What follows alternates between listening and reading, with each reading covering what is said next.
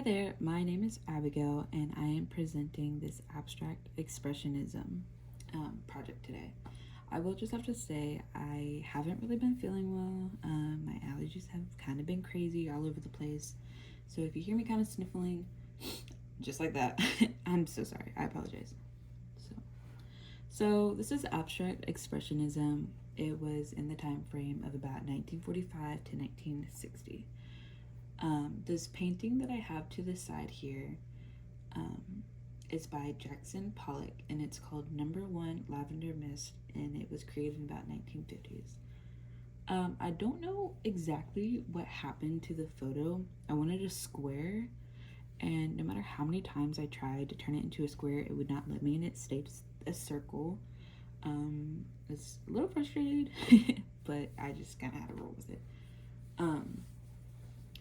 And so, looking at this photo, I can kind of see a chaotic mess. That's what I would like to describe it as. Or a controlled mess, I would say would be better wording. When I learned that I was doing this expressionism project, it made me very happy because it's probably one of my favorite types of art forms out there. Looking at this photo, you can kind of see that the colors are mundane, kind of like splattered paint everywhere. And to me, or in my opinion, I feel like if you showed this to a random person on the street, they would be like, what am I looking at?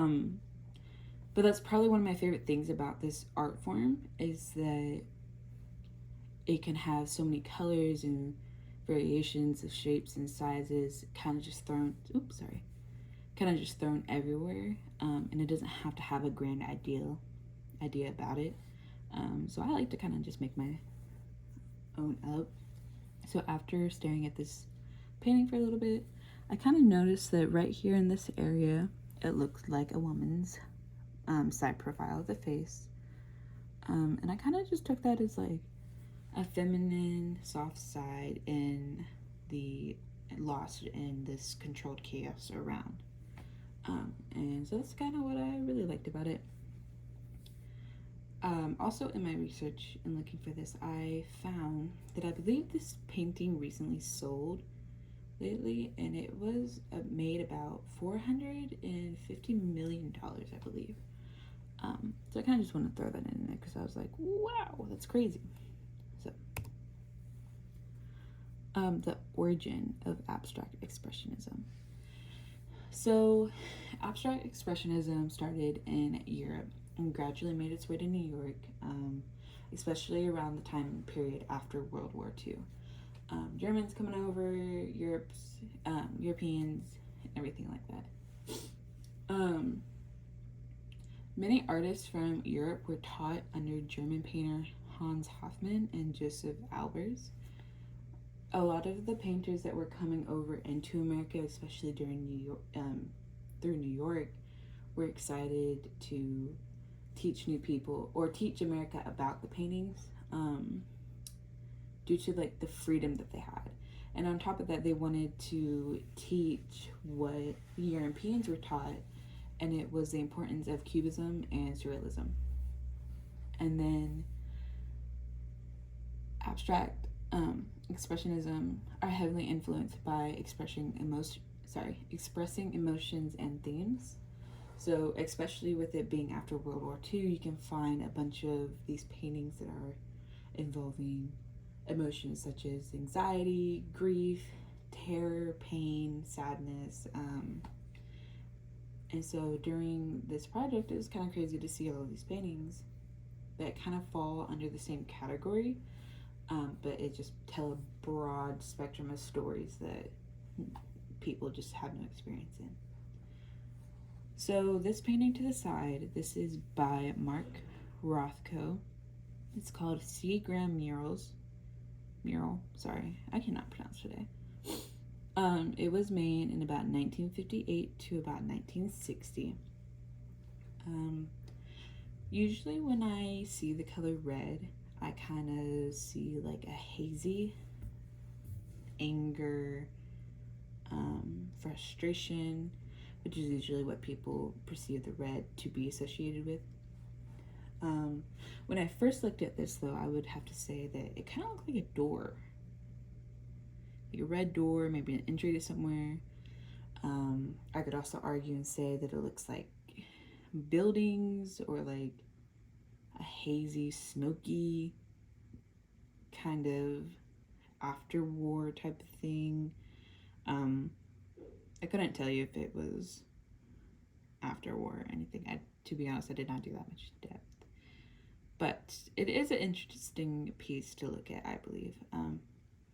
Especially because I feel like red is such a hard color to pair with it being the primary color and everything. Although it can go with some colors. Just having a whole painting red is very bold to me. So,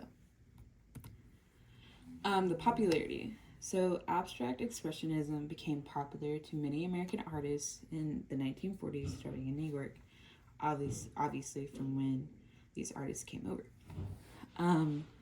Many artists took to this type of art due to the expressionism of freedom. So, with so many art forms out there, it gives the idea of being able to do the freedom of whatever. So with this broad form of expressionism itself, many artists have different forms. And in my research, I found two. One was action painting, which was focused on the physical act of painting, splashing and dripping paint. That's why you see in a bunch of paintings that it kind of looks like splatter or kind of run along droppings on it. It kind of just looks like a mess on a canvas, which I absolutely love. And then the second one that I found was the color field painting, which focused on painting of a vast area with only color to provoke an intense feeling. I thought that these were kind of one of my favorite ones to look at, especially because as sad as it is, I love to look at sad artwork. I feel like you can feel the emotion in it easily. Not necessarily being able to relate, but there are some traumatic experiences that people have in their lives that can be focused through artwork in a sense. That's what I would like to say.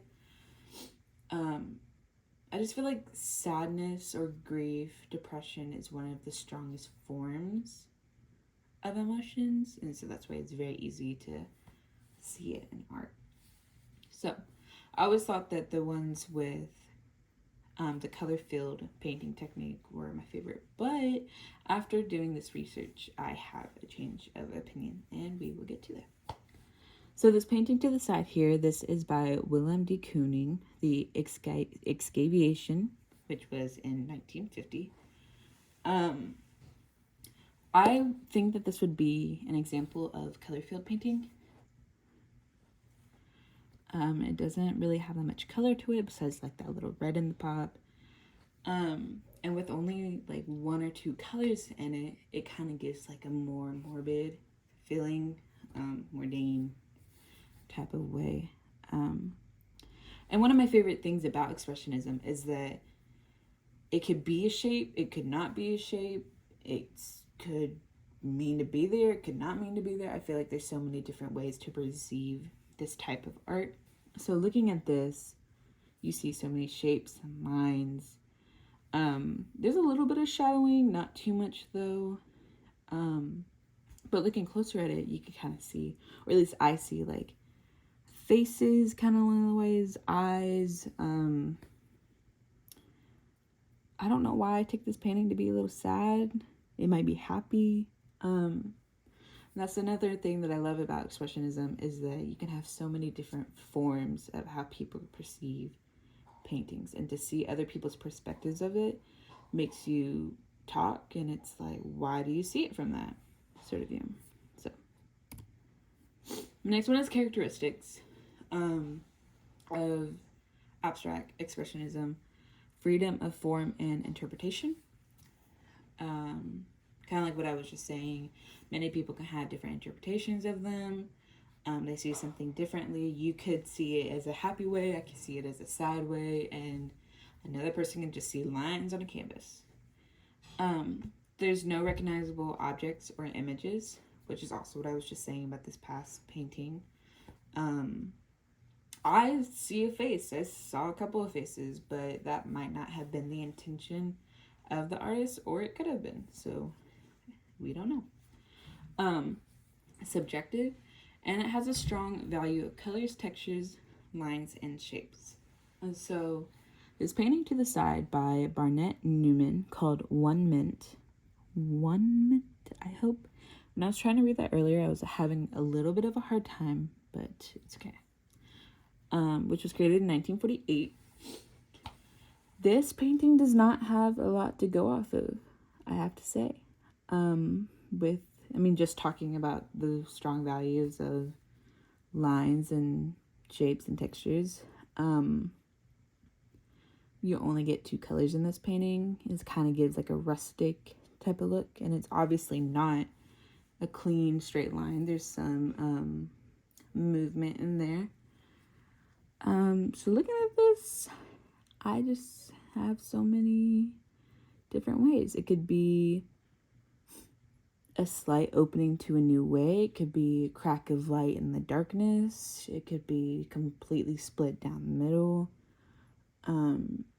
Or it could just be an orange line on brown, which is kind of crazy to me. Which goes back to the characteristics of freedom of form and interpretation, which I absolutely love. Especially because this form of art, it doesn't have to be perfect.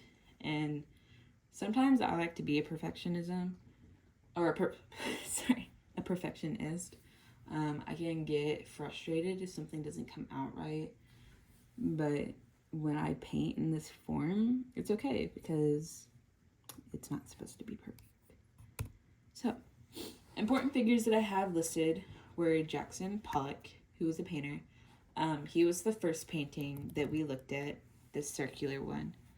Sorry, I just had to show it. He kind of started the beginning of this era of painters. And he produces a lot of artwork in it. So every time you look up this kind of artwork, him, William D. Kooning, who was a painter, and Mark Rothko, who was also a painter. Those 3 names always popped up, and usually it was like at the beginning of when this artwork kind of started. And we looked at a couple of them. The William D. Kooning was this one that didn't have a lot, and this was Mark Rothko. I always want to say Rotho, but that is not correct. And then I also wanted to add Elaine de Kooning, who is also a painter. When I had tried to research some important figures, I saw that she had popped up quite a bit of times. And I thought what was crazy is that obviously you can tell that they have the last names, but these 2 painters were married. They were married during this time, and they both did the different types of abstract expressionism. So to this painting to the right is by Elaine de Kooning, called The Al-Lazar Man in a Hotel Room, and was created in 1945. I think that this turned out of all the paintings that I researched for this, I thought I absolutely love this one. There's just so many vibrant colors. There's obviously a shape, but it doesn't have to be perfect. You can tell a story with an object in there that isn't really an object. I absolutely loved it. And so the crazy thing between these 2 that I thought was pretty cool is that Elaine de Kooning and her other form of artwork, if you look at, has a bunch of colors and everything compared to her husband, who doesn't really have that much color in it. So I thought that was like a fun fact thing that I kind of put together on my own. So doing this project was actually a lot of fun. I love being able to look at art, do art, but sometimes with life getting in the way, I don't get to really look at it as much. So being able to do this project allowed that, and I actually had quite a bit of fun with it.